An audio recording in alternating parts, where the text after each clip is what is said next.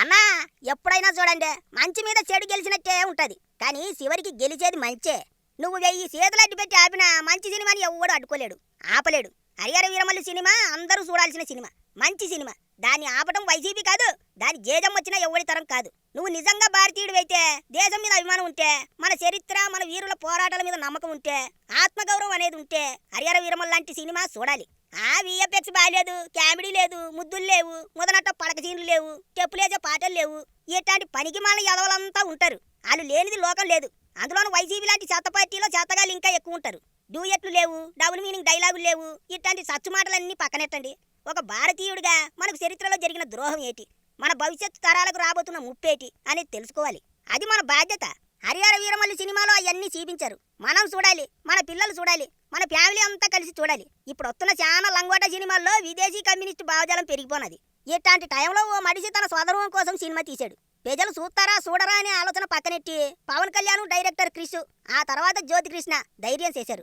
వాళ్ళకు మనం అండగా నిలబడాలి, వాళ్ళ కట్టాన్ని వృధా చేయొద్దు. మంచి కోసం నిలబడాలి, మంచి జరగాలని కోరుకోవాలి. మంచి కోసం ఆలోచన చేసే మనుషులకు ప్రోత్సాహం అందాలి. హరిహర వీరమల్లి సినిమా చూడండి, అది రాయి కాదు, మన దేవుడు, మన ఆత్మగౌరవం. గోల్కొండను గొల్లకొండగా పిలిచే చరిత్ర, కోహినూరు తెలుగువాడి సంపద అనే వాస్తవం ప్రతి ఒక్కరూ తెలుసుకోవాలి. భారతదేశంలో హిందువుగా బతకటానికి జిజియా పన్ను కట్టాలి, లేదా మతం మారాలి, లేకపోతే సావాలి అనే పరిస్థితుల్లో మన వాళ్ళు, మన తాత ముత్తాతలు ఎట్ట పోరాటం చేశారు, వాళ్ళ పోరాటం చూడాలి. ఈవేళ చాలా మంది హిందువులుగా బతుకుతున్నారంటే దాని వెనకాల మన వాళ్ళ ప్రాణ త్యాగం ఉన్నదనే విషయం తెలుసుకోవాలి.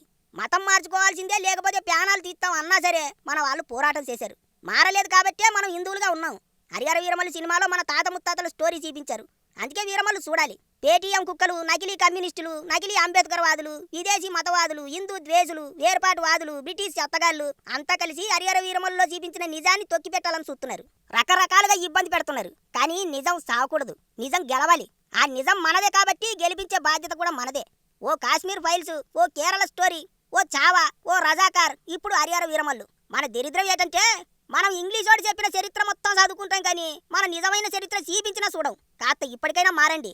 కానీ ఒక్కటి నిజం, ఎవడంత తొక్కాలని చూసినా 3 రోజుల్లో 122 కోట్లు వసూలు చేసింది హరిహర వీరమల్లు.